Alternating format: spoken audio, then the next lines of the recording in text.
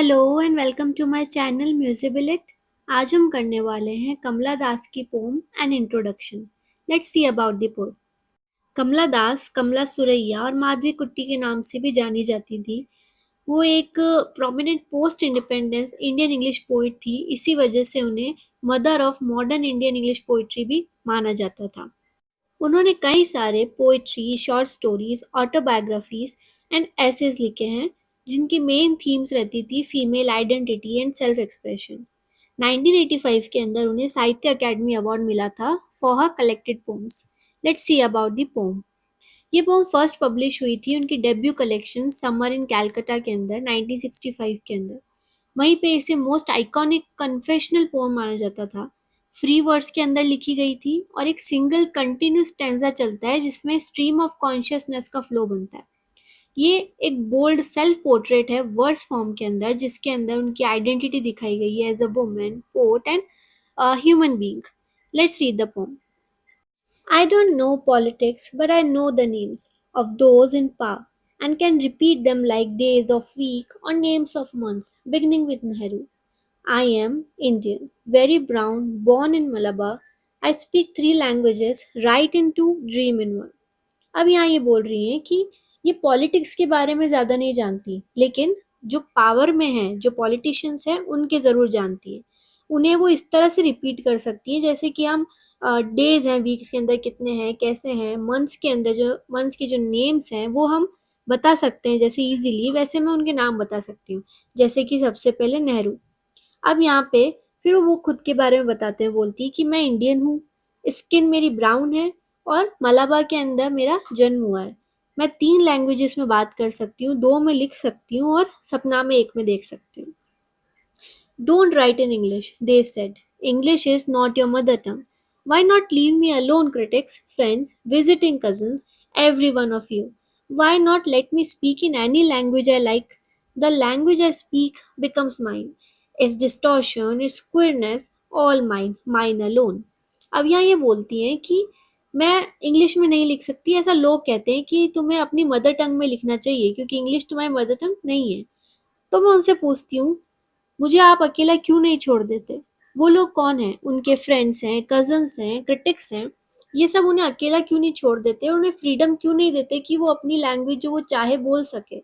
वो लैंग्वेज जो कि वो खुद बोलेंगी, तो वो पूरी तरह से उनसे ही बिलॉन्ग करेगी, चाहे वो गलत बोलती हैं, अच्छा बोलती हैं, वो लैंग्वेज कैसी भी हो, वो पूरी उनकी है और उससे दूसरों को कोई मतलब नहीं होना चाहिए।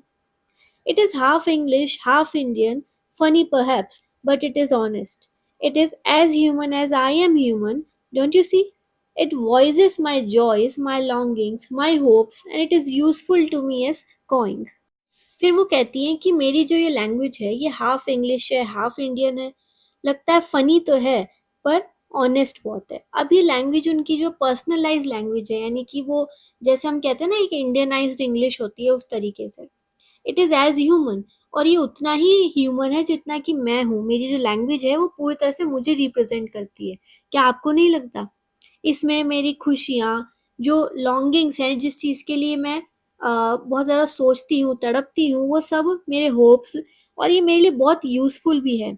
यूज़फुल ऐसे कि जैसे एक क्रो है, वो अपनी कॉइंग के अंदर, यानी कि वो जिस तरह से आवाज़ निकालता है, जैसे शेर अपना रोर करता है, तो वो उस चीज़ में खुश है, वैसे मैं भी मेरी इस लैंग्वेज में खुश हूँ। Is to crows or roaring to the lions, it is human speech, the speech of the mind that is here and not there, a mind that sees and hears and is aware, not the deaf, blind speech of trees in storm, or of monsoon clouds, or of rain, or the incoherent mutterings of the blazing funeral pyre. फिर वो बोलती हैं कि ये एक human speech है, ऐसी speech या ऐसी लैंग्वेज जो कि माइंड से प्रोड्यूस हुई है, दिमाग से आई है। वो दिमाग जो कि कोई मामूली चीज़ नहीं है, वो दिमाग जो कि सोच सकता है, समझ सकता है, देख सकता है, सुन सकता है और अवेयर है अपनी सब चीज़ों के लिए।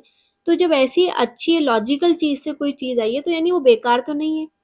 ये इस तरह से बेकार तो नहीं कि इससे आप कुछ समझ नहीं सकते, या ये कोई ब्लाइंड स्पीच है, यानी कि ट्रीज की लैंग्वेज है कि जैसे तेज से स्टॉर्म चलता है, हवाएं चलती है, उससे जो आवाज़ प्रोड्यूस होती है वो तो नहीं है। या मॉनसून क्लाउड्स के अंदर या फिर रेन की जो आवाज़ होती है, वैसी भी नहीं है कि आप समझ ना सको। या फिर जो कि फ्यूनरल पायर होता है, यानी कि क्रिमेशन के अंदर जो फायर की साउंड होती है ये वो भी नहीं है। तो यानी एक लॉजिकल, एक समझने वाली चीज़ है। I was child and later they told me I grew. For I become tall, my limbs swelled, and one or two places sprouted here. When I asked for love, not knowing what else to ask for, he drew a youth of 16 into the bedroom and closed the door.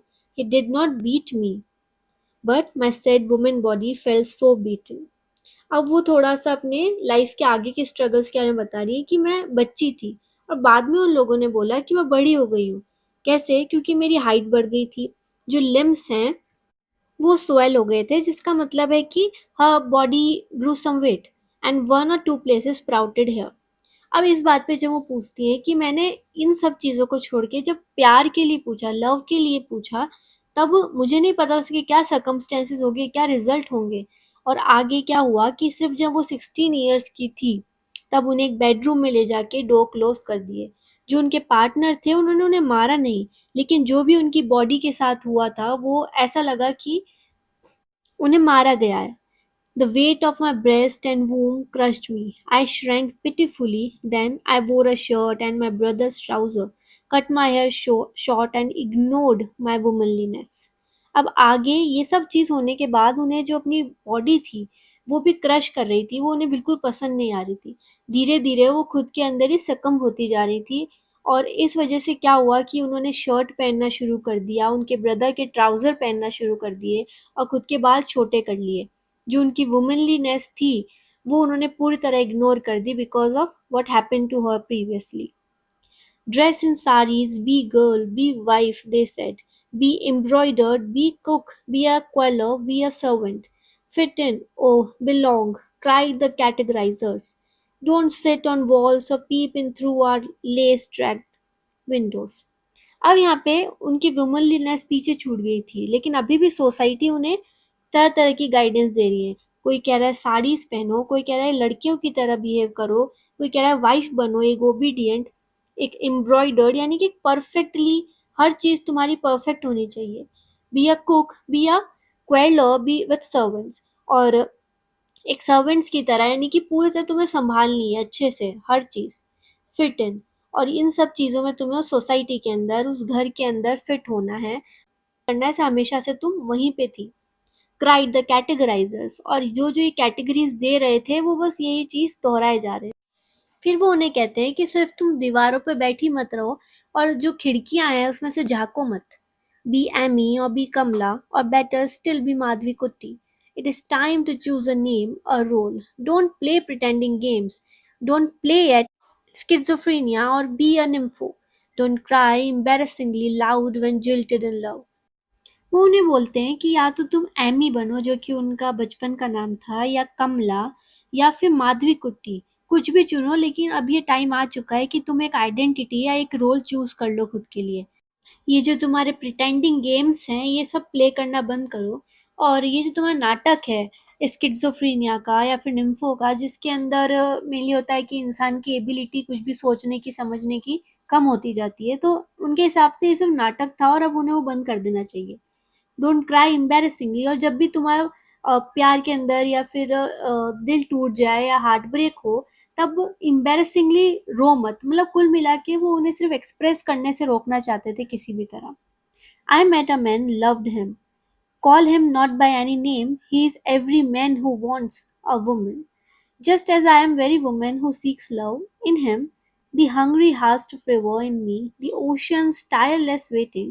Who are you? Ask each and every one. The answer is, it is I.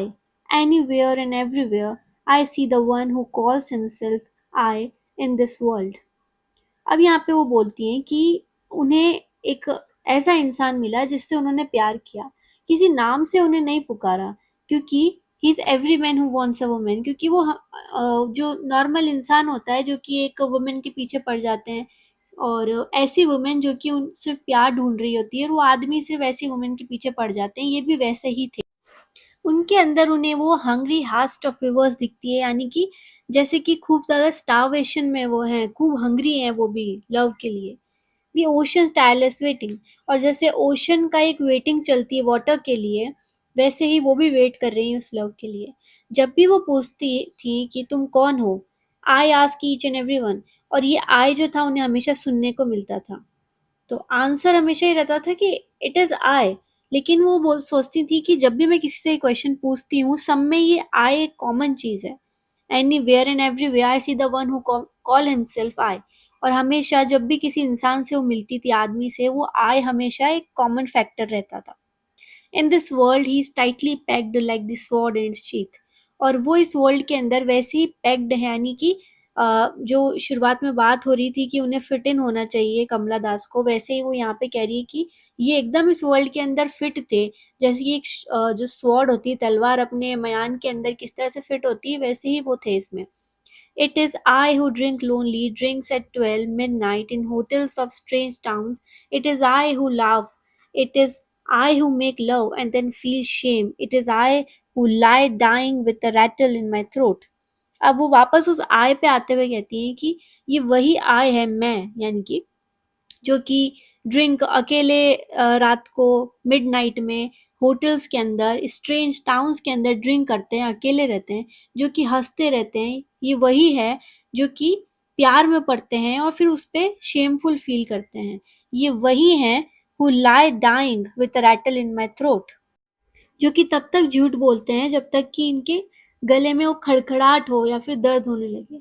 I am sinner, I am saint, I am the beloved and the betrayed. I have no joys that are not yours, no aches which are not yours. I too call myself I. और ये उसी आई को और ज्यादा clarify करते हैं, बोलती हैं कि I am sinner, I am saint, कि मैं वही हूँ जो पाप करता भी है और वही जो कि उसे सहता भी है। मैं वो बिलवड भी हूँ, यानी जिसने प्यार किया था मैं वो भी हूँ, और जिसके साथ धोखा हुआ वो भी हूँ। I have no joys that are not yours. और मैं ऐसा, या मेरे पास ऐसा कोई दर्द या फिर खुशी नहीं है जो कि दूसरों ने भी कभी महसूस ना करी हो। यहाँ पे वो लास्ट में कहती हैं कि I am, I too call my self I. और ये जो आई मैं शुरू से बोलती हुई आ रही हूँ, ये और कोई नहीं, मैं खुद भी हूँ। तो यहाँ पे ये पोम खत्म होती है। बहुत ही लंबी थी, एक वर्स में एक पर्टिकुलर लंबा स्टेंजा चला आ रहा है, जिसके अंदर ही इन्होंने खुली किताब की तरह अपने थॉट्स को रख दिया है, जिसमें जो ट्रेडिशनल आइडिया है वुमेन को लेके, उनकी डिजायर्स को लेके, और किस तरह से बाउंड्री सेट की गई है उनके चारों तरफ, उसे इन्होंने तोड़कर अपनी मन की बात और एक तरह से सबको रिप्रेजेंट करते हुए बताया है कि किस तरह से इंडिपेंडेंट और सेल्फ डिटर्मिनेशन जरूरी है एक वुमेन की लाइफ में। कैसी लगी आपको ये पोएम ज़रूर बताना।